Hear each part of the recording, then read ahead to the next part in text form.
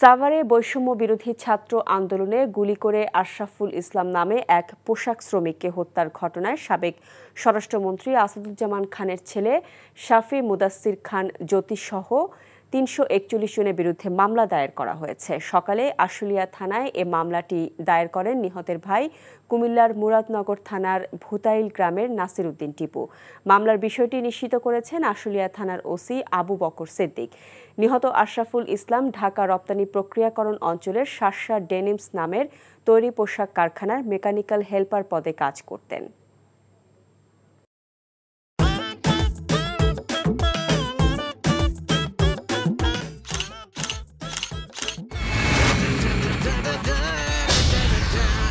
Thank you so much.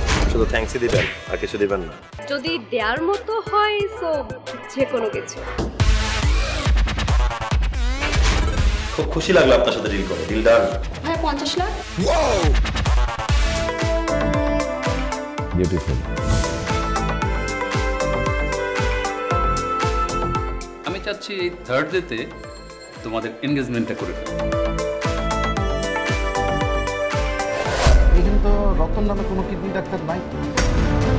আপনি cheater বাটপারে পাল্লায় পড়ছেন। আল্লাহ রে, আমি কি করব রে আল্লাহ রে আল্লাহ।